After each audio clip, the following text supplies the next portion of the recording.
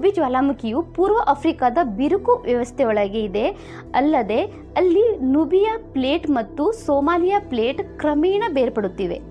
ಈ ಬಿರುಕು ಪ್ರಕ್ರಿಯೆಯು ಹೊರಪದರವನ್ನು ತೆಳುಗೊಳಿಸುತ್ತದೆ ಹಾಗೂ ಅಫಾರ್ನ ಕೆಳಗಿರುವ ಮೆಂಟಲ್ ಫ್ಲೋಮ್ನಿಂದ ಶಿಲಾಪಾಕವು ಸುಲಭವಾಗಿ ಮೇಲೇರಲು ಅದು ಅನುವು ಮಾಡಿಕೊಡ್ತದೆ. ಕೆಂಪು ಸಮುದ್ರದ ಬಿರುಕು, ಎಡೆನ್ ರಿಫ್ಟ್ ಕೊಲ್ಲಿ ಮತ್ತು ಪೂರ್ವ ಆಫ್ರಿಕಾದ ಬಿರುಕುಗಳು ಸಂಧಿಸುವ ಒಂದು ಟ್ರಿಪಲ್ ಜಂಕ್ಷನ್ನ ಪ್ರದೇಶವಾಗಿದೆ. ಅದಲ್ಲದೆ ಸ್ನೇಹಿತರೆ, ಈ ಟ್ರಿಪಲ್ ಜಂಕ್ಷನ್ನೇ ಈ ಪ್ರದೇಶವನ್ನು ಜ್ವಾಲಾಮುಖಿ ಮತ್ತು ಭೂಕಂಪನ ಚಟುವಟಿಕೆಗಳಿಗೆ ಅನುವು ಮಾಡಿಕೊಡುವಂತಹ ಒಂದು ತಾಣವಾಗಿದೆ. ಹಾಗಿದ್ಮೇಲೆ ಇಥಿಯೋಪಿಯಾದ ಬಗ್ಗೆ ಮಾತನಾಡ್ತಾ ಎರಟಾ ಅಲೆಯ ಬಗ್ಗೆ ಹೇಳದೇ ಇರುವ ಪ್ರಶ್ನೆಯೇ ಇಲ್ಲ.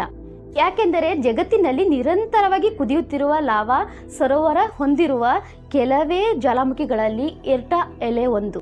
ಹಾಗಿದ್ಮೇಲೆ ಸ್ನೇಹಿತರೆ, ಈ ಎರಟಾ ಅಲೆಯನ್ನು ನೋಡಿದಾಗ ಅನಿಸುತ್ತೆ ಭೂಮಿಯ ಮೇಲ್ಮೈ ಸಿಡುಕುತ್ತಾ ಕೆಂಪು ಬಿಸಿಲಿನಂತೆ ಉರಿಯುವ ಲಾವಾ ಒಲೆಗಳು ಇದು ನಿಜವಾಗಿಯೂ ಒಂದು ಭೂಮಿಯ ಅಗ್ನಿ ನೃತ್ಯ ಅಂತ ಅನಿಸುತ್ತೆ ಅಲ್ವಾ. ಆದ್ದರಿಂದ ಇದು ಅನೇಕ ಜಿಯೋಲಾಜಿಸ್ಟ್ಗಳಿಗೆ ಲೈವ್ ಲ್ಯಾಬ್ ಆಗಿದೆ. ಭೂಮಿಯಲ್ಲಿ ಅತ್ಯಂತ ಬಿಸಿ ಮತ್ತು ವಿಚಿತ್ರ ಸ್ಥಳ ಅಂತ ಹೇಳಬಹುದು. ಅದಲ್ಲದೆ ಇಲ್ಲಿ ಇನ್ನೊಂದು ಅದ್ಭುತವಿದೆ, ಅದೇ ಡೆಲೋನ್ ವಾಲ್ಕೆನೋ. ಈ ವಾಲ್ಕೆನೋ ಏನು ಸಾಮಾನ್ಯವಾಗಿಲ್ಲ. ಇಲ್ಲಿ ಹಳದಿ, ಹಸಿರು, ಕಿತ್ತಳೆ ಬಣ್ಣದ ರಾಸಾಯನಿಕ ಪುಕ್ಕಗಳು ಕುದಿಯುತ್ತಿರುವ ಆಮ್ಲದ ನೀರು ಮತ್ತು ಗಂಧಕದ ದುರ್ವಾಸನೆ ಎಲ್ಲವೂ ಅಸಾಮಾನ್ಯವಾಗಿದೆ. ಇಲ್ಲಿ ನಿಂತರೆ ಭೂಮಿಯಲ್ಲಿದ್ದೀರಾ ಅಥವಾ ಯಾವುದೋ ಒಂದು ಬೇರೆ ಗ್ರಹದಲ್ಲಿದ್ದೀರಾ ಅಂತ ನಮಗೆ ಅನುಮಾನ ಬರುತ್ತೆ. ಯಾಕಂದ್ರೆ ಇದು ಮಾನವ ವಾಸಕ್ಕೆ ಅಸಾಧ್ಯವಾದಂಥ ಪ್ರದೇಶ. ಆದರೆ ಭೂವಿಜ್ಞಾನಕ್ಕೆ ಇದು ಅಮೂಲ್ಯವಾದ ಕಿಟಕಿ ಅಂತ ಹೇಳ್ಬೋದು. ಕಿಟಕಿ ಅಂದರೆ ಇಥಿಯೋಪಿಯಾದ ಜ್ವಾಲಾಮುಖಿ ಜಾಲ. ಯಾಕಂದರೆ ಇದು ಮಾನವ ವಾಸಕ್ಕೆ ಅಸಾಧ್ಯವಾದ ಪ್ರದೇಶ. ಇಲ್ಲಿ ಮಾನವರು ವಾಸ ಮಾಡಲಿಕ್ಕೆ ಸಾಧ್ಯನೇ ಇಲ್ಲ. ಆದರೆ ಇಲ್ಲಿ ಭೂವಿಜ್ಞಾನಕ್ಕೆ ಅತಿ ಅಮೂಲ್ಯವಾದ ಒಂದು ಸ್ಥಳ, ಅದೇ ಇಥಿಯೋಪಿಯಾದ ಜ್ವಾಲಾಮುಖಿ ಜಾಲ ಅಂತ ಹೇಳ್ಬೋದು. ಯಾಕೆಂದರೆ ಇಥಿಯೋಪಿಯಾದಲ್ಲಿ 100ಕ್ಕೂ ಹೆಚ್ಚು ಜ್ವಾಲಾಮುಖಿ ಪರ್ವತಗಳಿವೆ.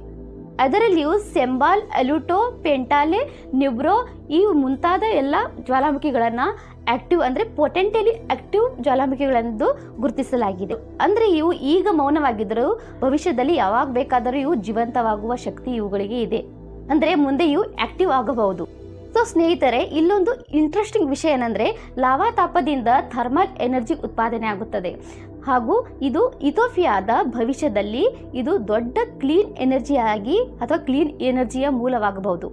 ಹೀಗಾಗಿ ಇಥಿಯೋಪಿಯಾ ಎಂದರೆ ಒಂದು ದೇಶ ಮಾತ್ರವಲ್ಲ, ಒಂದು ಜೀವಂತ ಜಿಯೋಲಾಜಿಕಲ್ ಪ್ರಯೋಗಾಲಯ ಅಂತ ಕೂಡ ಹೇಳಬಹುದು.